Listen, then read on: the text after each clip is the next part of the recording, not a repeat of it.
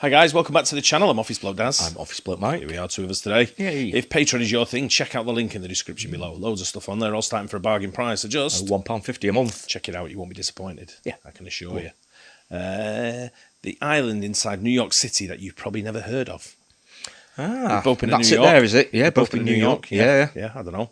Should we get into it and find out? Yeah. Roosevelt Island, located on New York City's East River between Manhattan and Queens, is a unique and historically rich area that exemplifies one particular facet of urban planning: suburban urbanism. Wait, what does that even mean? Well, Roosevelt Island may just be the only place located technically within the borough of Manhattan with both a suburban and urban fabric. And just how that was achieved and what exactly it looks like is quite extraordinary. If you're new here, this is Fourth Place, your place to learn about U.S. geography, urbanism, transportation, city planning, and more. Roosevelt Island's modern history begins as far back as New York City's history. Originally known as Minnehannock by the Native Americans, the island was later renamed Blackwell's Island in the 17th century when it was purchased and used for farmland by the Blackwell family. I don't think I've heard of this. I thought it was going to be man-made. Don't know. But Bit I know what you're saying. It's sort of quite odd, isn't it? Right in the middle of the Yeah, main but river. it doesn't even sound familiar to me. I don't think I've ever heard of it. Roosevelt Have you not? Island. Don't think so. I've certainly not, no. It doesn't sound familiar at all. No. And nothing I'm seeing so far springs back to my mind and go, oh, yeah. It'd be nice to see the orientation a bit more and see whereabouts it where sits, it sort is. of thing. Yeah. You probably know, you'll obviously know better than me because you lived over there, but but for me, I'm not sure. I can't place in my mind where it is at the moment. Yeah, but don't remember ever seeing it. Yeah. During the 17th, 18th, and early 19th centuries, while New Amsterdam, later New York City, was becoming ever more populous, dense, and urban, the Blackwell family was busy developing their island into a profitable house. farmland, making good use of the fertile soil and strategic location on the East River. In 1928, however, the Blackwell family sold Blackwell's Island to the city of New York for just $32,000, but their name remained associated with the island long after they had sold it. This marked the end of the family's direct involvement with the island, but set the stage for its transformation into a site for public institutions. Into the 19th and 20th centuries, the island housed various public institutions, including the New York City Lunatic Asylum, Smallpox Hospital, and You should bring them You back. just can't call it that The anymore. loony can bin. you? I used to get threatened by my parents to be put in the loony bin. That's what they used to say to me. If you carry on behaving like you're going to end up in the loony bin. I think we were threatened with her kids' homes and stuff like that as well. Don't No, I behave yourself. never had the kids home, just the loony bin.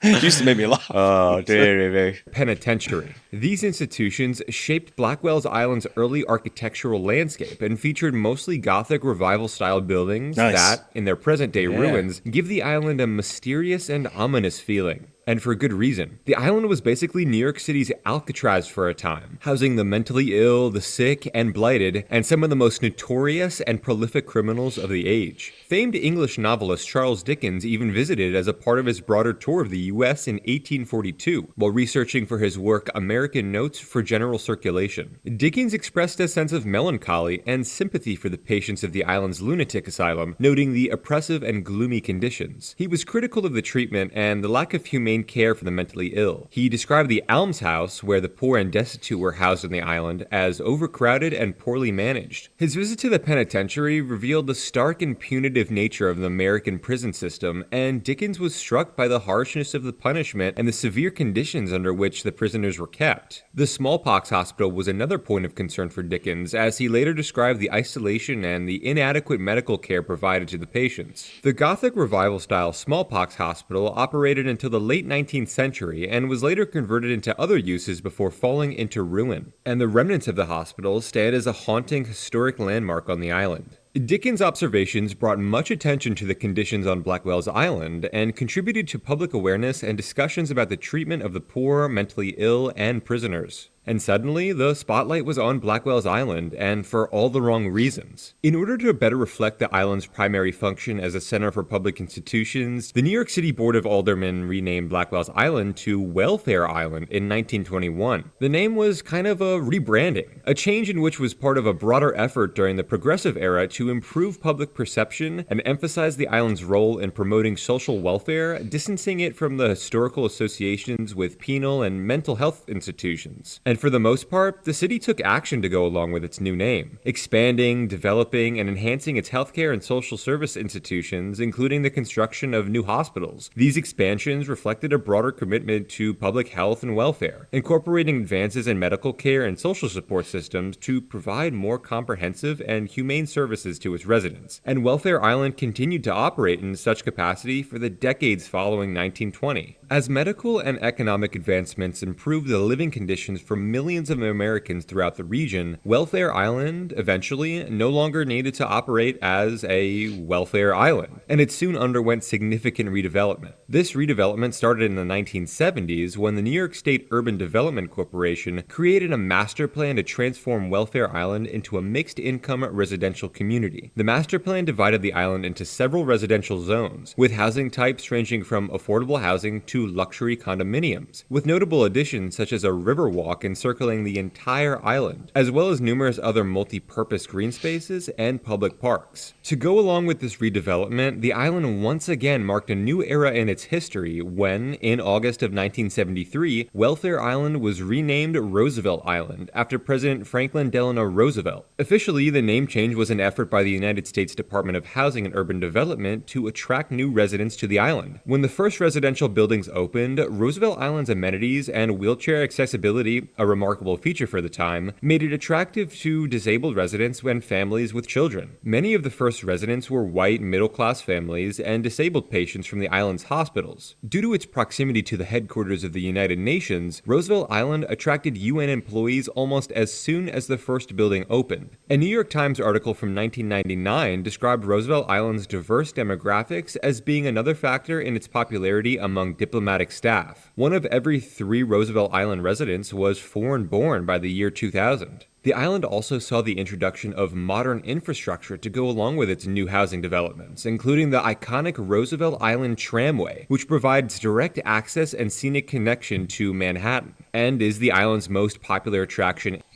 I've seen them. Wow. And I've never... Something about the prison and stuff like that comes back to my mind. Yeah, I don't know if you've reacted to something before, or I've seen a TV show, or when I've been on a boat, maybe. Yeah. And people have been talking on the boat, and they give you like a guided tour. Yeah. But I've seen these as well. So I just didn't. Nothing still springs to my mind. Roosevelt Island. Can you make out whereabouts it is in relation to? Yeah, it's on the. It's obviously on the east side, but it looks like it's a bit further up on the upper east side. Yeah, so right. On the East River. Right. So like high up by the looks of it. So when you say that to like a layperson, is that sort of like maybe past Central Park, up that end? Yeah, kind of. Yeah, so towards there, but to the east. Yeah, So to the east, yeah, right, on the East River. He said he was on the East River, but I know I've been up there on a boat. But I've seen these as well. These like the sky. what do you call them? Chairlift, not chairlift. What do you call them? Like I don't know what you call them. Mine's gone blank. What do you call them? Mine's gone blank as well. I don't know. I can't remember what you bloody call these things now. Usually just ski lifts, aren't they? Yeah, you call them monorail or something. Not monorail. Like skyline thing, isn't it? Yeah, but anyway, they have these, and it's I've seen these loads of times when I've been there. Yeah. But I've never seen Roosevelt Island on it like that. I've never thought about. I don't think anyone's ever said to me Roosevelt Island. Yeah.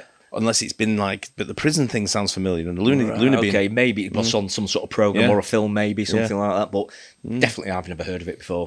Yeah, in the modern day, transporting approximately 2 million passengers annually. Additionally, the opening of the Cornell Tech campus in 2017 marked a significant milestone, repositioning Roosevelt Island as a hub for innovation and technology. These developments slowly and collectively transformed Roosevelt Island into a unique urban enclave that balances the residential, the educational, and the recreational. And let's talk about something Roosevelt Island does extremely well: public transportation. As mentioned, the Roosevelt Island Aerial Tram provides a direct route to and from 60th Street and 2nd Avenue in Manhattan's Midtown East neighborhood and costs as much Central as a subway Park ticket. Speaking of subway tickets, yeah. the island can be accessed underground via the MTA's F train. Roosevelt Island Station is one of New York City's deepest subway stations, as it needed to be situated completely underneath the East River, making the station's long escalator between the mezzanine and the head house a unique and remarkable necessity. The island can also be accessed via 2 ferries. Within the island, the Roosevelt Island Operating Corporation runs a fleet of 7 red buses, transporting people for free to and from its 24 stops. There is just one way on and off the island for motor vehicles: the Roosevelt Island Bridge. On the island Cable car. Cable car, for God's sake.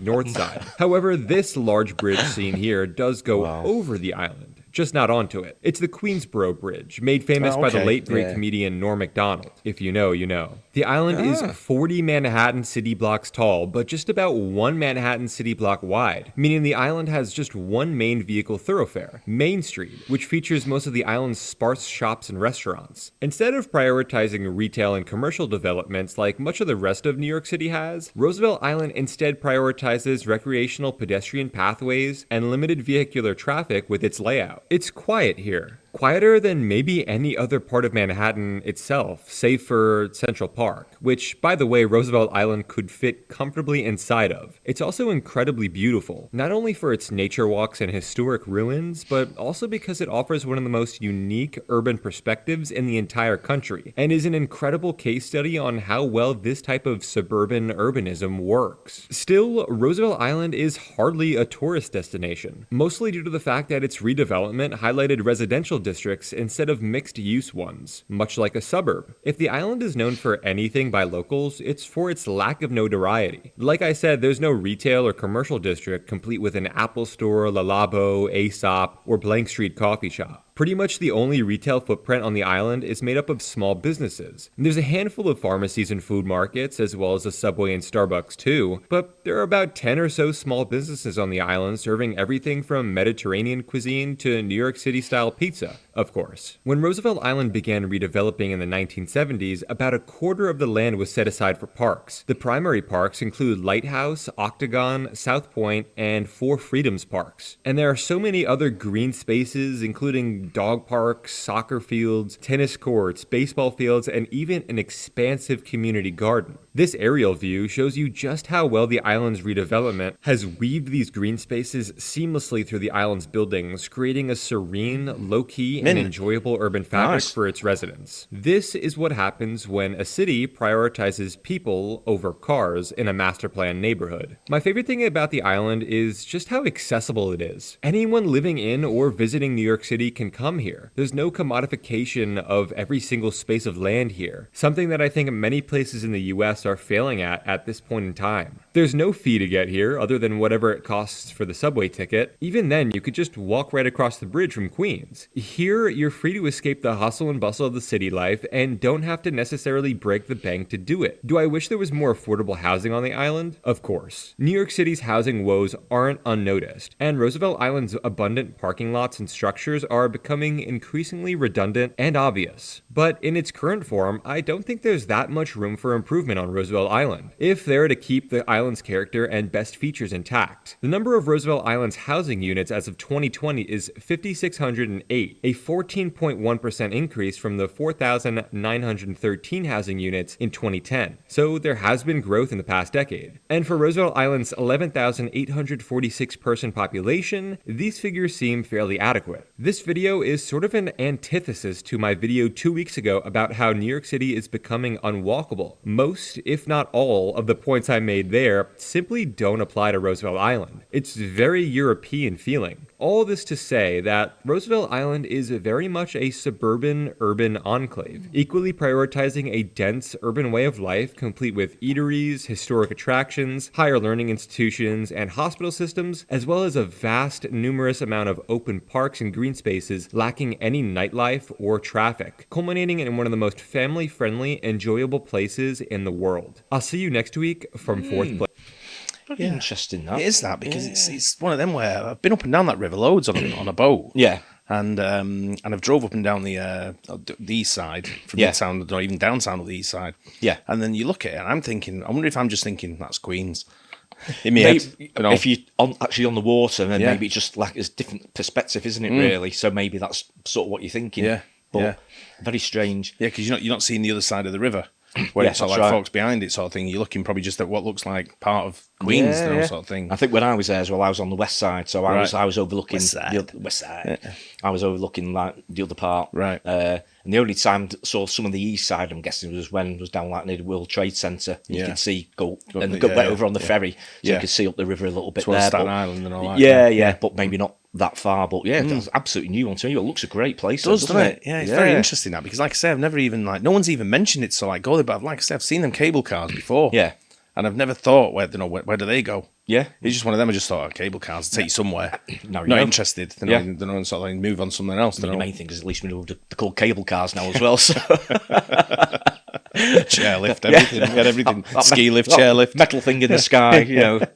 It's but it clearly looks mostly residential as well. So maybe that's why it's not been heard of quite as much, because there's no sort of massive, there's no Statue of Liberty in the middle of it, or sort of like touristy thing on there. So maybe that's why it's been I mean, that walk around the whole island sort of like would be appealing, wouldn't it? Just big sort of time. like a walk of it. I think it'd be a long walk as well. It would be. It's a big place, isn't it? Yeah, but again, nice enough weather and all that. And you've got the it'd be great. cars beeping at you every 2 seconds. Getting a push bike. I won't be getting a push bike. No.